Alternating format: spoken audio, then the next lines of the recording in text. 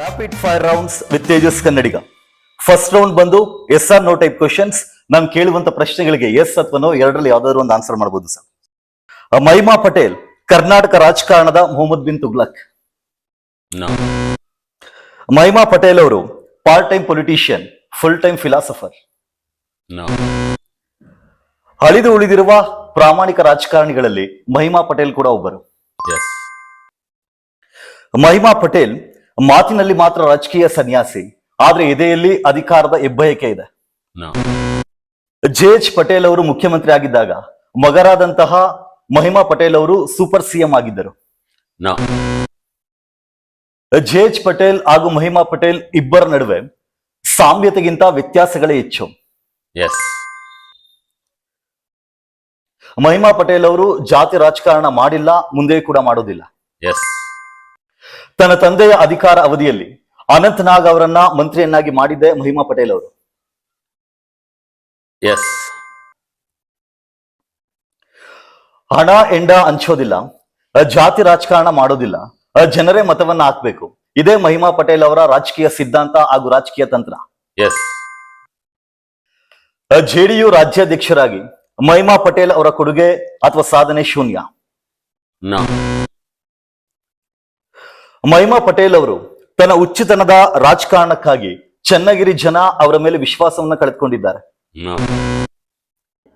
ಮಹಿಮಾ ಪಟೇಲ್ ಅವರಿಗೆ practical politics ಬಗ್ಗೆ ಗೊತ್ತಿದೆ, ಆದ್ರೂ ಕೂಡ ಅವರು ಆ ರೀತಿಯ ರಾಜಕಾರಣವನ್ನ ಮಾಡೋದಿಲ್ಲ. Yes. ಸರ್, ಸೆಕೆಂಡ್ ರೌಂಡ್ ಬಂದು ಚೂಸ್ ಎನಿವನ್. ನಾನು ಕೇಳುವಂತ ಪ್ರಶ್ನೆಗಳಿಗೆ ಎರಡು ಆಯ್ಕೆಗಳನ್ನ ಕೊಡ್ತೀನಿ. ನೀವು ಕೂಡ ರಾಜಕಾರಣಿ, ಆ ಕಾರಣಕ್ಕೆ ಇಬ್ಬಿಬ್ಬರು ರಾಜಕಾರಣಿಗಳ ಹೆಸರುಗಳನ್ನ ಹೇಳ್ತಾ ಹೋಗ್ತೀನಿ. ನಿಮ್ಮ ಪ್ರಕಾರ ಯಾರು ಬೆಟರ್ ಪೊಲಿಟಿಷಿಯನ್, ಉತ್ತಮ ರಾಜಕಾರಣಿ, ಅವ್ರ ಹೆಸರು ನೀವು ಹೇಳ್ಬೋದು. ನರೇಂದ್ರ ಮೋದಿ, ರಾಹುಲ್ ಗಾಂಧಿ. ರಾಹುಲ್ ಗಾಂಧಿ. ದೇವೇಗೌಡರು, Ramakrishna Hegde. Ramakrishna Hegde. Kumaraswamy, D K Shivakumar. Kumaraswamy. Siddaramaiah, Yediyurappa. Siddaramaiah. Ravikrishna Reddy, Upendra. Upendra. Okay sir, third round ಬಂದು ವಿನ್ನರ್ ಸ್ಟೇಸ್. ನೀವು ಮಾಜಿ ಮುಖ್ಯಮಂತ್ರಿಯ ಮಗ ಇದ್ದೀರಿ, ಆ ಕಾರಣಕ್ಕೆ ನೀವು ಎಷ್ಟೋ ಜನ ಮುಖ್ಯಮಂತ್ರಿಗಳನ್ನ ನೋಡಿದ್ದೀರಿ. ಆದ್ರೆ ನಿಮ್ಮ ಪ್ರಕಾರ ಯಾರು ಕರ್ನಾಟಕದ ಉತ್ತಮ ಮುಖ್ಯಮಂತ್ರಿ ಆಗಿದ್ರು ಅನ್ನೋದು ಈ ಒಂದು ರೌಂಡಿನ ಉದ್ದೇಶ ಕೇಳುವಂಥದ್ದು. ಕುಮಾರಸ್ವಾಮಿ, ಬಸವರಾಜ ಬೊಮ್ಮಾಯಿ. ಕುಮಾರಸ್ವಾಮಿ. ಕುಮಾರಸ್ವಾಮಿ, ಯಡಿಯೂರಪ್ಪ. ಕುಮಾರಸ್ವಾಮಿ. ಕುಮಾರಸ್ವಾಮಿ, ಸಿದ್ದರಾಮಯ್ಯ. ಸಿದ್ದರಾಮಯ್ಯ. ಸಿದ್ದರಾಮಯ್ಯ, ಬಂಗಾರಪ್ಪ. ಬಂಗಾರಪ್ಪ. ಬಂಗಾರಪ್ಪ, ದೇವೇಗೌಡರು.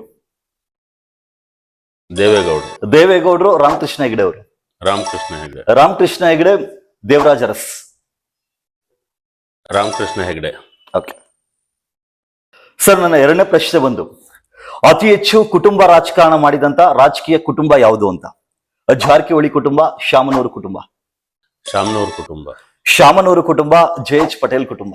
ಶಾಮನೂರು ಕುಟುಂಬ. ಶಾಮನೂರು ಕುಟುಂಬ, ಬೊಮ್ಮಾಯಿ ಕುಟುಂಬ. ಶಾಮನೂರು ಕುಟುಂಬ. ಶಾಮನೂರು ಕುಟುಂಬ, ಖರ್ಗೆ ಕುಟುಂಬ. ಶಾಮನೂರು ಕುಟುಂಬ. ಶಾಮನೂರು ಕುಟುಂಬ, ಯಡಿಯೂರಪ್ಪ ಕುಟುಂಬ. ಯಡಿಯೂರಪ್ಪ ಕುಟುಂಬ. ಯಡಿಯೂರಪ್ಪ ಕುಟುಂಬ, ದೇವೇಗೌಡರ ಕುಟುಂಬ. ದೇವೇಗೌಡರ ಕುಟುಂಬ. ಓಕೆ ಸರ್, ನಾಲ್ಕನೇ ರೌಂಡ್ ಬಂದು ಯುವರ್ ಒಪಿನಿಯನ್ ಮ್ಯಾಟರ್ಸ್. ಅಂದ್ರೆ ನೀವು ಮಾಜಿ ಮುಖ್ಯಮಂತ್ರಿಯ ಮಗ ಇದ್ದೀರಿ, ಅಂಡ್ ಅದೇ ರೀತಿ ಕರ್ನಾಟಕದಲ್ಲಿ ಎಷ್ಟೋ ಜನ ಮುಖ್ಯಮಂತ್ರಿಗಳ ಮಕ್ಕಳು ಇವತ್ತಿಗೆ ಸಕ್ರಿಯವಾಗಿ ರಾಜಕಾರಣದಲ್ಲಿ ತೊಡಗಿದ್ದಾರೆ. ಸೊ ಅಂತಹ ಮಾಜಿ ಮುಖ್ಯಮಂತ್ರಿಯ ಮಕ್ಕಳ ಹೆಸರುಗಳನ್ನ ಹೇಳಿದಾಗ ಅವ್ರ ಬಗ್ಗೆ ಒಂದು ವಾಕ್ಯ ಅಥವಾ ಒಂದು ವರ್ಡ್ ಅಲ್ಲಿ ಏನನ್ಸುತ್ತೆ ಅದನ್ನ ನೀವು ಹೇಳ್ಬೋದು. H D Kumaraswamy. ಒಳ್ಳೆ ಮನುಷ್ಯ. ಬಸವರಾಜ ಬೊಮ್ಮಾಯಿ. ಕಲಿಯೋದಿದೆ. H D Revanna. ನುಡಿದಂತೆ ನಡೀತಾರೆ. B Y Vijayendra. ಕಲಿಸ್ಬೋದು. ಕುಮಾರ್ ಬಂಗಾರಪ್ಪ. ಒಳ್ಳೆ ಸ್ನೇಹಿತ. ಮಧು ಬಂಗಾರಪ್ಪ. ಕಲಿಬಹುದು. ಅಜಯ್ ಸಿಂಗ್. ಬೆಳಿಬೇಕು. ಯತೀಂದ್ರ ಸಿದ್ದರಾಮಯ್ಯ. ಸಂಭಾವಿತ. ಸರ್, ಕೊನೆ ರೌಂಡ್ ಬಂದು ನೀವು ಇವತ್ತಿಗೆ ಒಂದು ಪಕ್ಷದ ರಾಜ್ಯಾಧ್ಯಕ್ಷರಿದ್ದೀರಿ. ಅದೇ ರೀತಿ ಕರ್ನಾಟಕದಲ್ಲಿ ಹಲವಾರು ಪಕ್ಷಗಳಿದೆ.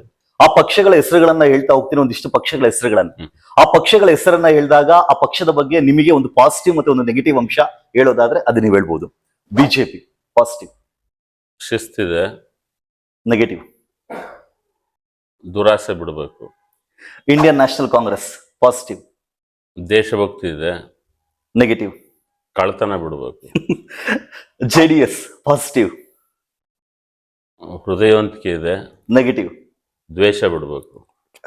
ಆಪ್ ಪಾಸಿಟಿವ್, ಬೆಳೆಯೋದಕ್ಕೆ ಸಾಧ್ಯತೆ ಇದೆ, ನೆಗೆಟಿವ್.